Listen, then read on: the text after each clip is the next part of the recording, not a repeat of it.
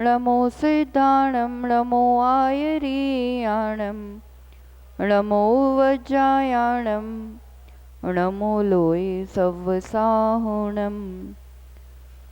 तीन भुवन में सार वीतराग विज्ञानता शिव स्वरूप शिवकार।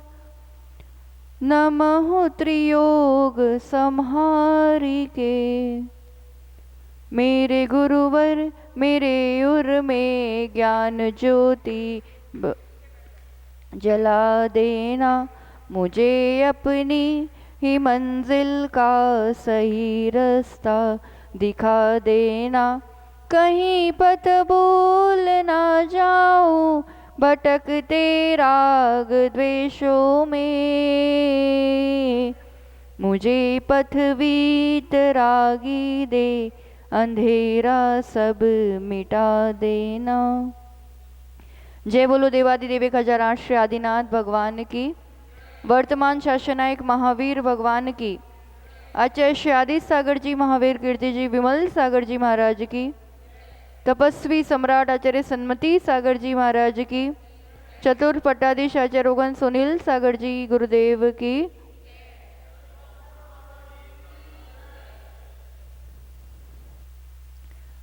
एक बार की बात है, तीन दोस्त पिकनिक करने के लिए जाते हैं और वहाँ पे मज़े करते हैं और फिर सब अपने हाथों से खीर बना के खाते हैं। ठीक है, अब सबने अच्छे से खा ली, फिर थोड़ी सी बच जाती है तो सब तय करते हैं अपन अब इतने से अब कौन खाएगा इसमें से। तो लोग कहते हैं अपन अब सब सो रहे हैं, रात को जिसको सबसे अच्छा सपना आएगा ना वो सुबह उठ करके इस खीर को खाएगा। अब सो जाते हैं सब। सुबह सुबह सब उठ करके सबसे पहले वाला कहता है मेरे को तो इतना ज़बरदस्त सपना आया, मैं तो बिल्कुल अयोध्या पहुंच गया था। अब वहाँ राम तो वनवास चले गए थे और भरत जी जो थे वो वहाँ राजा की गद्दी पे बैठने को तैयार नहीं। सब लोगों ने मुझे राजा बना दिया और इतना मज़ा आया मेरे को तो। अब सपने तो सपने हैं ना, कुछ भी बोल सकते हैं।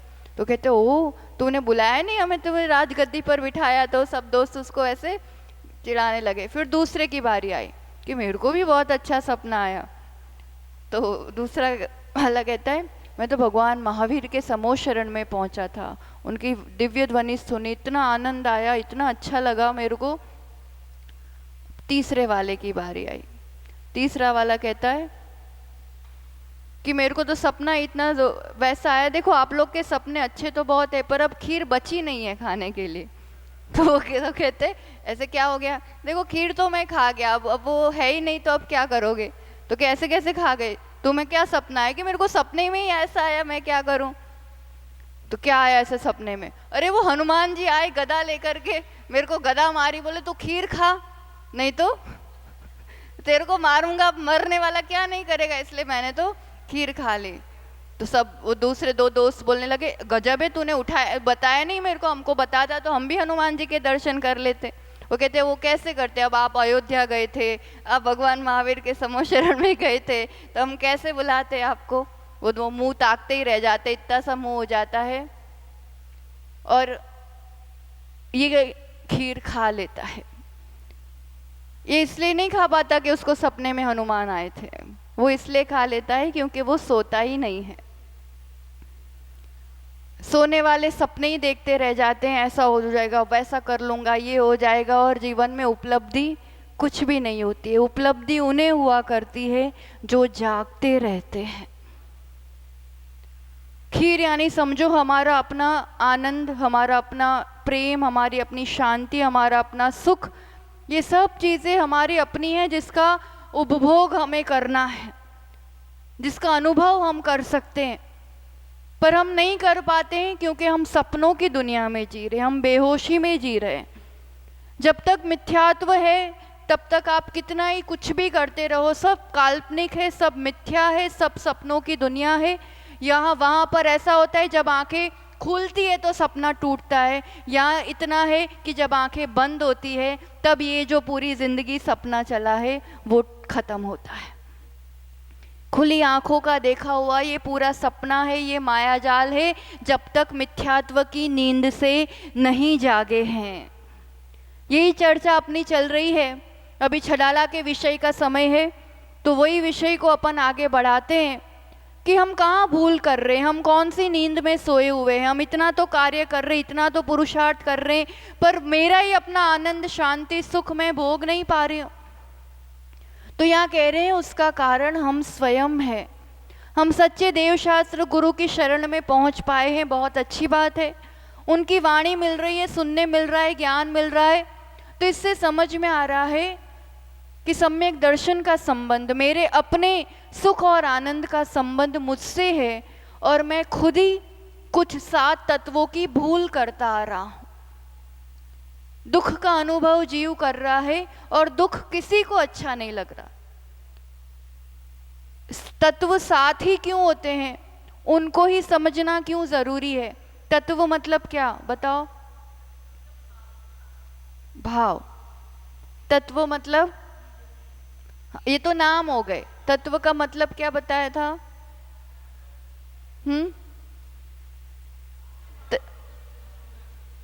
निचोड़। तत्व मतलब, अरे थोड़ा बता दो, हमारी इज्जत मत कराओ कि क्या पढ़ा है कमरे में। इंग्लिश में ही बता दो क्या बताया था। तत्व मतलब सब्सटेंस नहीं कहेंगे, सब्सटेंस द्रव्य को कहेंगे, प्रॉपर्टीज भी नहीं एकदम। तत्व मतलब एकदम परिभाषा में जाएंगे तो वस्तु का यथार्थ स्वरूप, जैसा है वैसा स्वरूप। और इंग्लिश में ऐसे समझने के हिसाब से अपन जाएंगे तो रियलिटीज।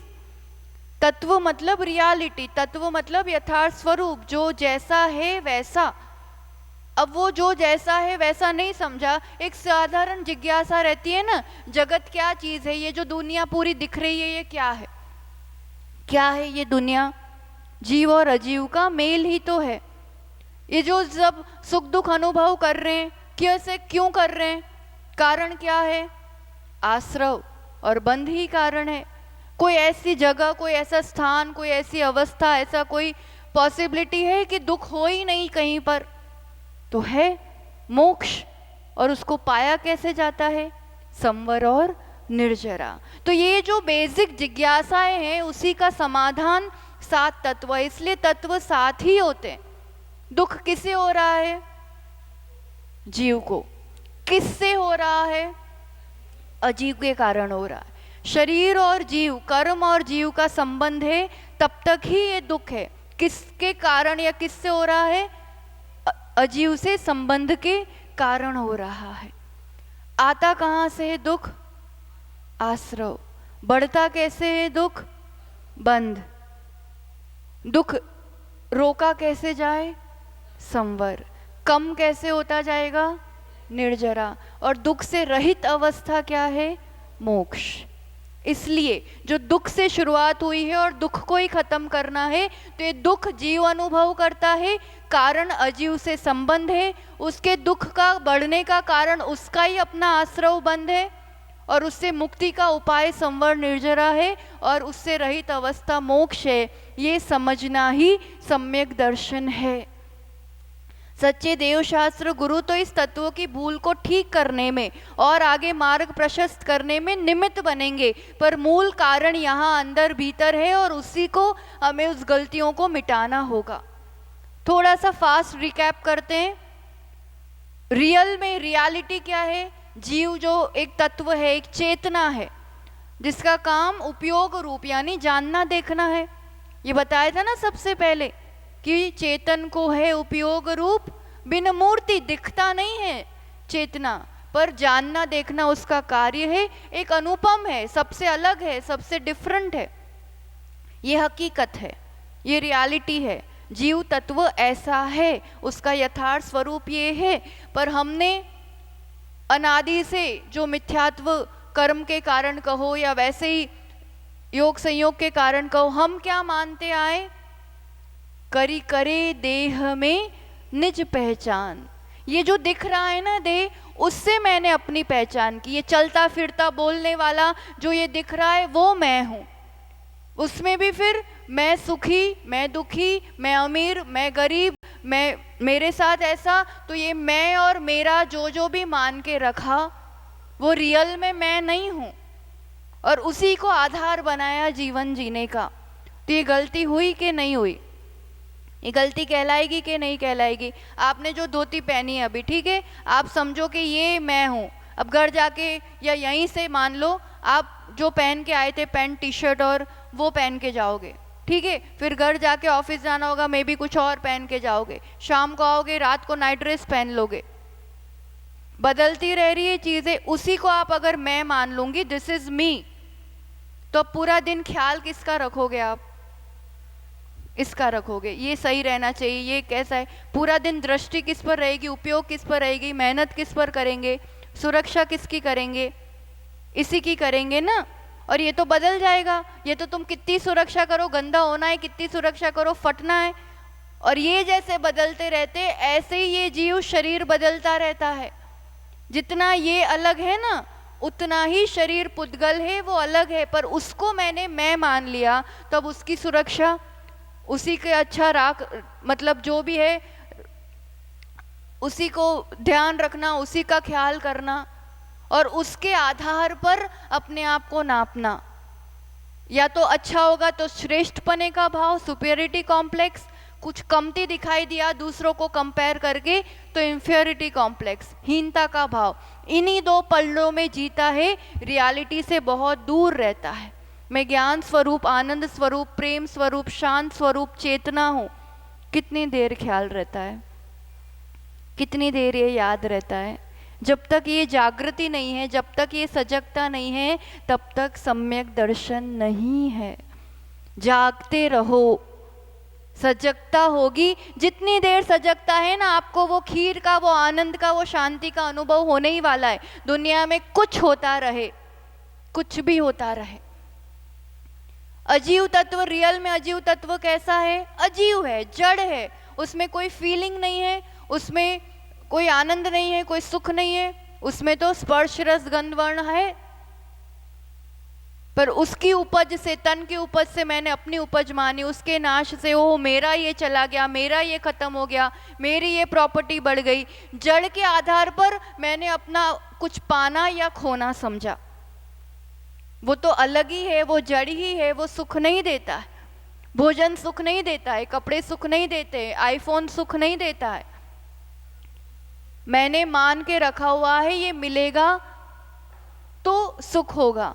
तो अब जब मैं खरीद के लाया, अभी तक क्या था? वो लाना है, वो लाना है, वो लाना है, तो मन में वो लाने की आकुलता थी, तो वो मैं सुख की अनुभूति नहीं कर पाया। फिर वो जब मैं लेकर के आ गया, ठीक है, अब वो लेके आया, तब उस मोमेंट आपका उपयोग किस में? उसी चीज में। अब वो देख रहे हैं, समझ रहे हैं, उस समय कोई दूसरी इच्छा है, कोई विकल्प है? नहीं है, है ना। तो वो कोई इच्छा या विकल्प या आकुलता नहीं है, तब मैं खुद से खुद के ही सुख का अनुभव कर रहा हूँ। वो वस्तु सुख नहीं दे रही है। वस्तु सुख देती तो पूरा जीवन जब तक आपके पास है तब तक देती, और जितनी देर और हाथ में रह रहा है उतनी मात्रा में सुख बढ़ता जाता, बढ़ता जाता, बढ़ता जाता। पर कुछ एक कॉल आ गया, कुछ एक बात आ गई, कुछ किसी हो गए, तो अगर उपयोग वहां शिफ्ट हो गया तो चीज तो अभी भी हाथ में है। अगर वो सुख देती तो ऑल टाइम देती, सबको देती, हमेशा देती। मेरे ही अपने ख्यालों से, मेरे अपनी मान्यताओं से, मेरे अपने विचार से मैं सुख या दुख का अनुभव करता हूँ। इतनी जिम्मेदारी समझनी होगी। अच्छा अनुभव किया या गलत अनुभव किया, उसका कारण कौन, उसका जिम्मेदार कौन? मैं खुद। मेरे उस समय की मान्यताएं, मेरे उस समय के विचार खुद पे आएंगे ना, फिर खुद पर काम करना शुरू कर पाएंगे। अभी हम दूसरों को ही रिस्पॉन्सिबल मानते हैं जो कुछ भी घटित होता है। ये आश्रव तत्व की भूल हो जाएगी। आश्रव की रियलिटी क्या है? जिन परिणामों से, जिन कारणों से कर्म आते हैं, कर्म जितने आएंगे उतना बंधन है, उतनी गुलामी है, उतना संसार है। ये हकीकत है। पर हम क्या समझते? उसी की सेवा। रागादि प्रगटिए दुख देन, तिन्ही की सेवत गिनत चैन। ये राग, ये मेरा, अब राग किसके साथ है? शरीर के साथ भी है राग, घर के साथ भी है, परिवार के साथ भी है, संपत्ति के साथ भी है। राग मतलब क्या? राग शब्द सुना हुआ है। राग मतलब आसक्ति, अटैचमेंट। एक डिफरेंट वस्तु है पर उससे मैं एकदम अटैच्ड हूं, तो इसको मैंने मैं मान के रखा है, इसको मेरा मान के रखा है, तो इसकी सुरक्षा, इसको पाना, इसके साथ कुछ नहीं होना चाहिए। अब दिन रात सेवा किसकी कर रहा हूं? जो अलग चीज है, जो मैं नहीं हूं, उसकी सेवा से जितना जितना उसकी सेवा कर रहे हैं, कर्म आ रहे हैं, दुख बढ़ रहा है, पर मैं उसी की सेवा में अपना खुशी मान रहा हूं। शरीर की सेवा में, संपत्ति को पाने में, परिवार की सेवा में। इसका ऐसा होना चाहिए पूरी अनुभूति, पूरी दिन रात लगा किसके उसमें हूँ? जिससे आश्रय हो रहा है, जिससे दुख बढ़ रहा है, उसकी सेवा को मैं सही मान रहा हूं। और फिर जो बंद कर लिया है, अब वो जब फल दे रहे हैं, तो जब फल देते हैं तो अच्छा होता है तो खुश हो जाता हूँ, मेरे प्रतिकूल होता है दुखी हो जाता हूँ, संक्लेशित हो जाता हूँ।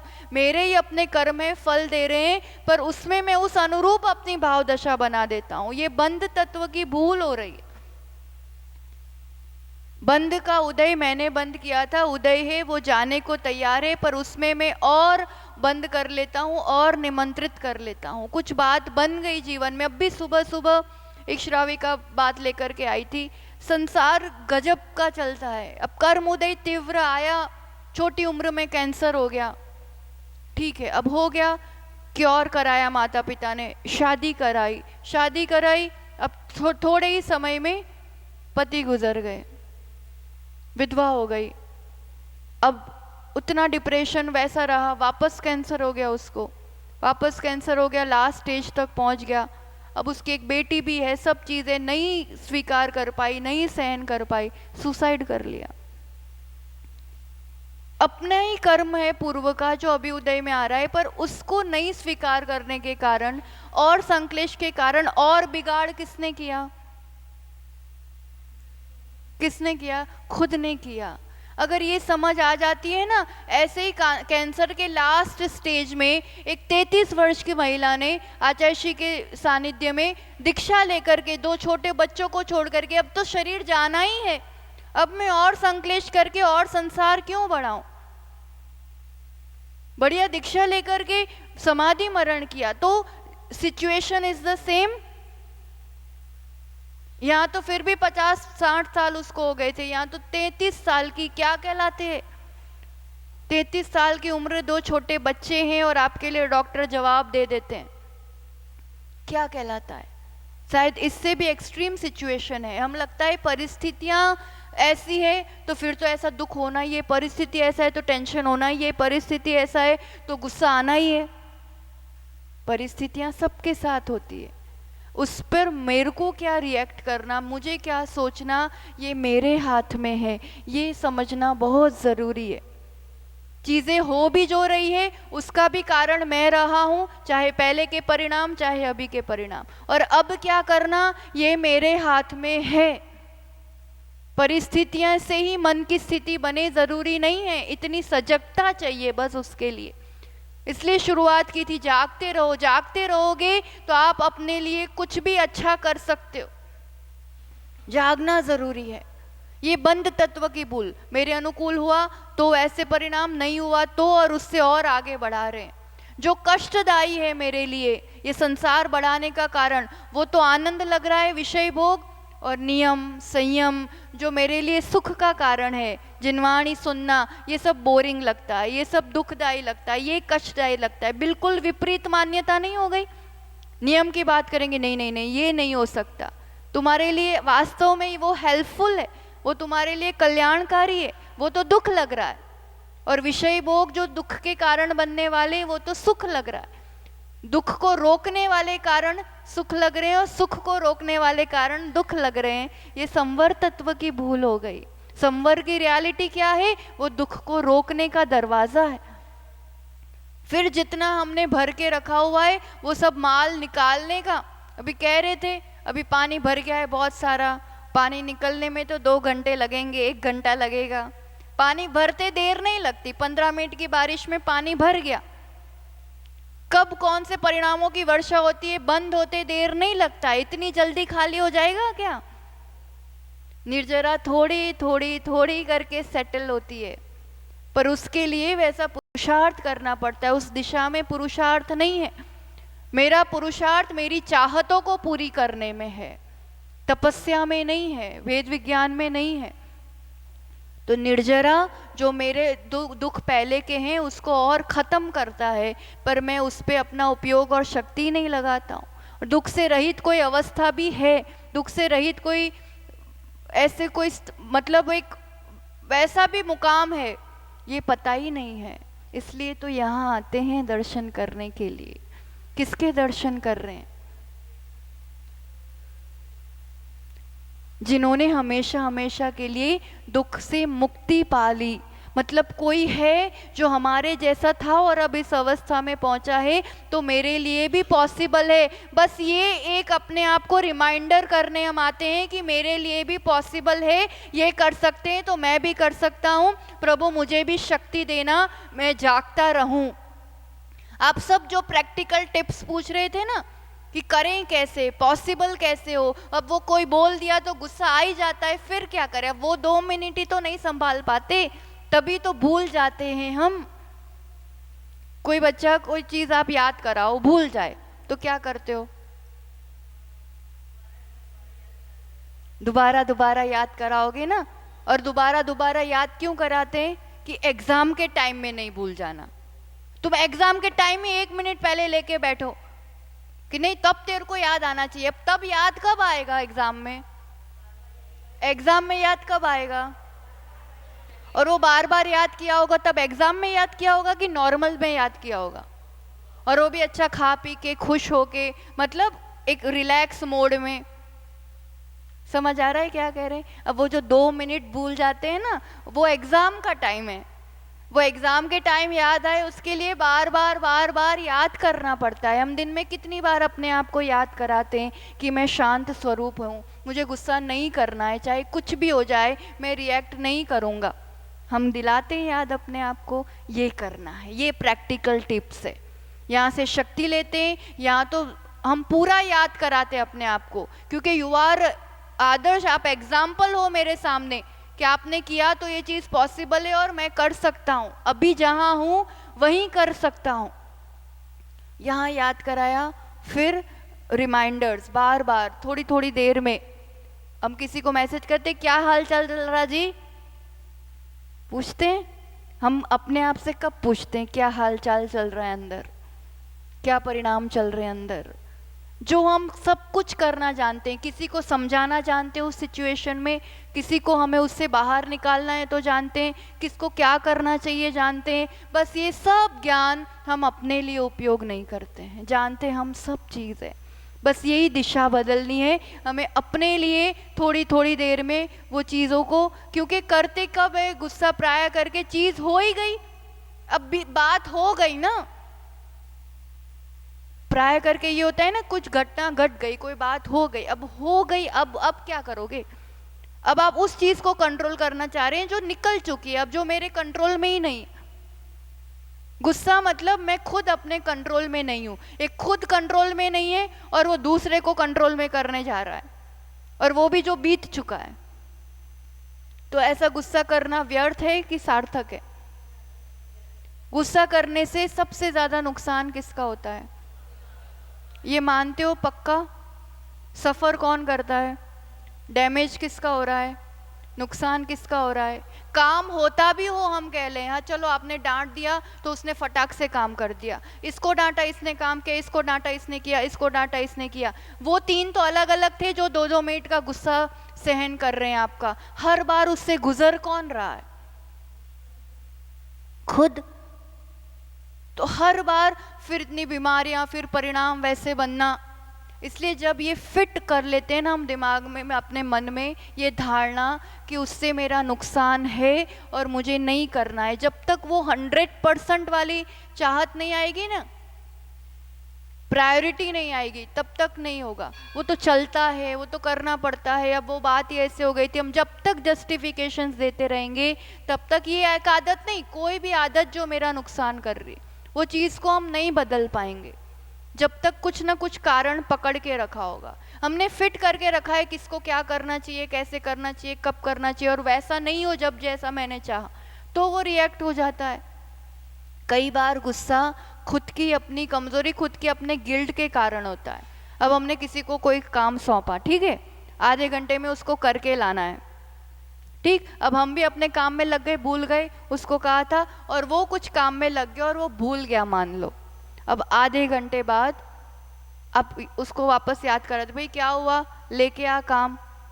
अब वो कहेगा कि अब ऐसे में गुस्सा नहीं आएगा, मैंने कहा था उसको। और वो जो रिएक्शन होता है ना, वो क्यों होता है पता है? क्योंकि मन में चल रहा होता है यार 5-10 मिनट में एक बार पूछ लिया होता उसको तो इतना टाइम भी चला गया, अब काम भी नहीं हुआ वापस। मतलब कहीं ना कहीं हम भीतर गिल्ट में होते हैं, हम भीतर हमें ये लग रहा होता है यार पूछ लिया होता, कर लिया होता, फालतू। हम अब वो तो नहीं स्वीकार कर पाएंगे, और वो तो अब वो जो अंदर की चीज़ है वो बाहर वैसे पूरा वातावरण बनाया जाता है जैसे यही सबसे बड़ा कल्प्रिट था और मैं जो बिहेव कर रहा हूँ वो ठीक है।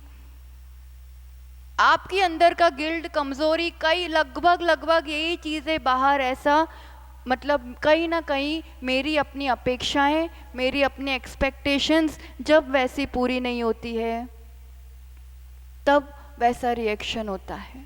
इसलिए उपाय सजगता, क्या भीतर चल रहा है, जब पकड़ में आया तभी रोक लिया, मुझे ही सहन करना पड़ेगा, सफ़र करना पड़ेगा, कितना खींचना है, खींचना नहीं है। अब जिस मोमेंट रियलाइज हो गया अब खींचना नहीं है, जो बात बन गई थी बन गई, हो चुकी, अब खींचनी नहीं है बात को।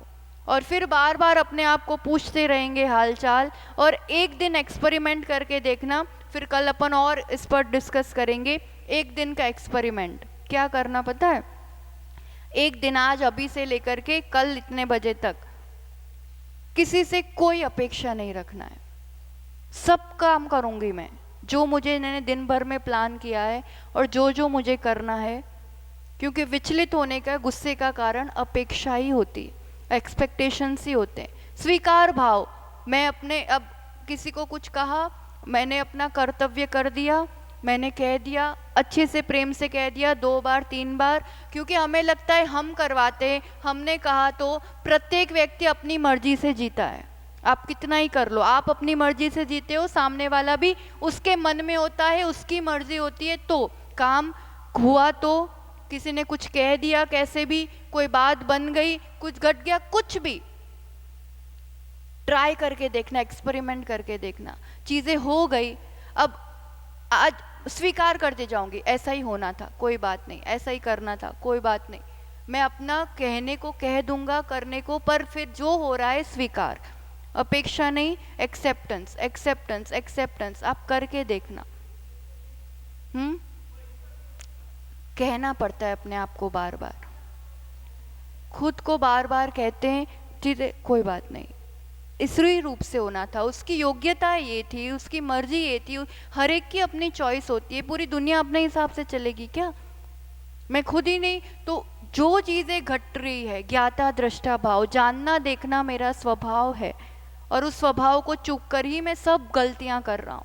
साक्षी भाव, कर्तापना नहीं, कर्तव्य, कर्तव्य होता है कह दिया, कर दिया, अब उसकी मर्जी, ऐसा नहीं है कि अब कहना ही नहीं, अब जो करो, तुम तो फ्री हो गए आज से, माता जी ने कह दिया है कि गुस्सा भी नहीं करना है, एक्सपेक्टेशन नहीं रखना है, बच्चों आपको जो करना है आप फ्री, पत्नी को कह दो तुम्हें जो करना, नौकर को कह दो तुम्हें जो करना हो करो, आज से मैं बिल्कुल, वो वाली बात नहीं हो रही है।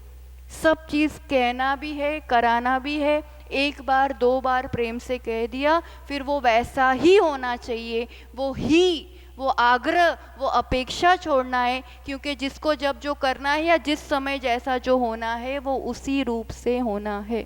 तुम लड़ने जाते, बस मेरा अभिषेक का टाइम अब भी बरसना था तेरे को पूरे दिन में, अब भी, और इतनी जोर से, वो आहार वाले और सोच रहे होंगे बस ऐसे तो कभी दिल्ली में बारिश आती नहीं, मैंने आज इतने दूर चौका लगाया, बस अब भी आज ही बरसना था, झगड़ो जाके उससे, झगड़ो जाओ, क्यों नहीं झगड़ते? झगड़ना चाहिए ना, नहीं चलता है ऐसे ही, कहीं नहीं बस चलता है। हम जबरदस्ती घुसे जा रहे हैं और अपना बस चलाना चाह रहे हैं। और इसमें भी शांति से, समता से भावना दृढ़ रखेंगे तो रास्ता निकलेगा। इन्हीं चीज़ों में मैं समता बना के रखूंगा तो रास्ता निकलेगा। और कुड़कुड़ कुड़कुड़ करता रहा तो हो सकता है मैं आज चौका ही नहीं लगाऊं, या हो सकता है गालियां देता रहूं, या हो सकता है कि और संकलेश बढ़ाऊं तो और बढ़ता ही जाए, बारिश बढ़ती जाए। समझ में आ रहा है? ये एक उदाहरण है। हम खुद ही परिस्थितियों को बढ़ाते हैं, हम चाहें तो वहीं समेट सकते हैं। बस थोड़ा 1 घंटे 2 घंटे वही वातावरण में जहां आप अभी से रोज जाते हो वहां ट्राई करके देखना। सब चीज़ करना है विदाउट एक्सपेक्टेशंस। फिर वो अनुभूति कल शेयर करना और अपना नोट डाउन करना। बैलेंस शीट बनाते हैं ना, 4 बार मैं चूक गई पर 1 बार मैंने किया, और वो 1 बार का अनुभव कैसा था, एक्सपेरिमेंट और एक्सपीरियंस। तो वो 4 बार गुस्सा फिर भी हो गई मैं, पर 1 बार मेरे को याद रहा, मैंने ध्यान रखा, क्योंकि मैंने 10 बार अपने आप को हर आधे घंटे में कहा था। तो मेरे को अब ये वाला अनुभव और ये वाला अनुभव, दोनों अनुभव की तुलना करना। अपने आप अंदर से आवाज़ आएगी कि मुझे अब हर बार क्या करना है। अपने अनुभवों से ही आप सीखो, जानो। उपदेश को हमेशा प्रयोग करो और उस प्रयोग को जीवन का अनुभव बनाओ और फिर आगे बढ़ो, तो ही अपने जीवन में कार्य होता है। मैं कर सकता हूँ। अभी तक शायद तत्वों की भूल हुई होगी, पर फिर भी गुरुओं के उपदेश से ये ज्ञान मिल रहा है और मैं ये कर सकता हूँ। और प्रायोरिटी ये बन जाएगी ना, प्रायोरिटी वाली बात है कि मुझे करना है कि नहीं करना। करना ही है तो फिर वो होता ही है। और बहाने जब तक है तब तक, कोई होता है ना बहुत लंबी चीज़ बढ़ जाती है, फिर यार ये दर्द हो रहा है, ये दर्द हो रहा है, ये दर्द हो रहा है। और कोई ऐसा भी होता है ख्याल ही रखे कि दर्द ना बढ़े। दोनों तरह के लोग होते हैं ना, पूरा इतना बढ़ जाता है फिर ध्यान आता है। और फिर यहाँ ये है कि ख्याल ही रखते जाना है, सजगता रखते जाना है कि चीज़ें बढ़े ही नहीं।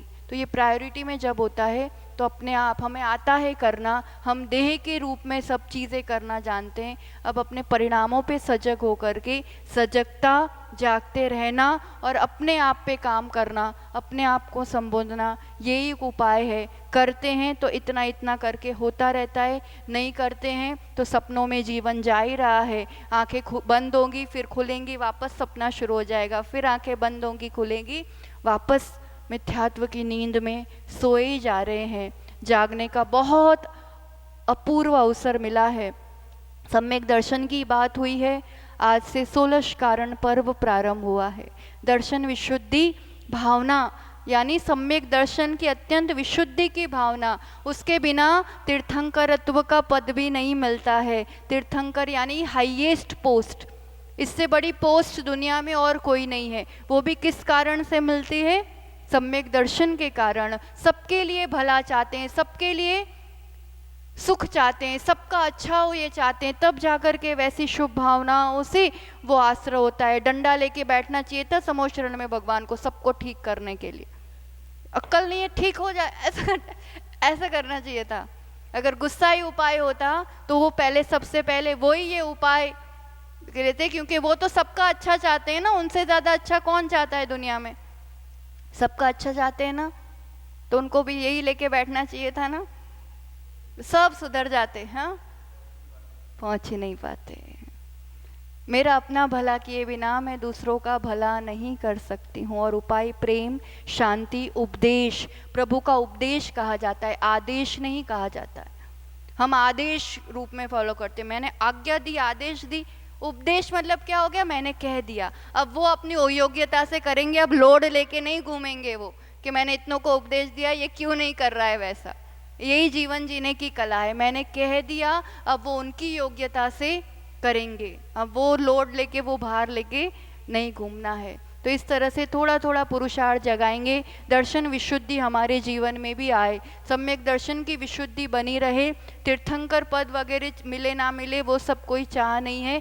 तीर्थंकर का पादमूल मिलता रहे, उनकी दिव्य वाणी मिलती रहे। प्रभु आपके साथ हम भी तिर जाए, बस उतनी शक्ति देना। आज वो उन बहन जो श्राविका ने कहा ना, ये पूरा प्रसंग मैंने इतना ही कहा, विरक्ति बढ़ाओ ऐसे प्रसंगों से और एक ही बात भगवान से, एक ही शक्ति गुरुओं से कि कभी तीव्र कर्म उदय मेरा आए, मेरी सद्बुद्धि शक्ति बनी रहे उसको झेलने की, तब और संकलेश के साथ मैं पुनः संसार ना बढ़ा लूँ। बस इतनी शक्ति देते रहना प्रभु कि सजग रह पाऊँ, शक्ति बनी रहे, सद्बुद्धि बनी रहे। क्या पता कब क्या पहले का किया हुआ कर्म उदय में आ जाए, पर तब भी आप साथ रहना, बस आपको सौंप दिया और आपके रास्ते मुझे चलाना, मुझे शक्ति देना। इसी मंगल भावना के साथ कि हम सबकी सजगता बनी रहे, हम जागते रहे और जागते रहेंगे तो अपने आनंद का खीर खा पाएंगे। इसी मंगल भावना के साथ जय बोलो आचार्य भगवान सुनील सागर जी गुरुदेव की।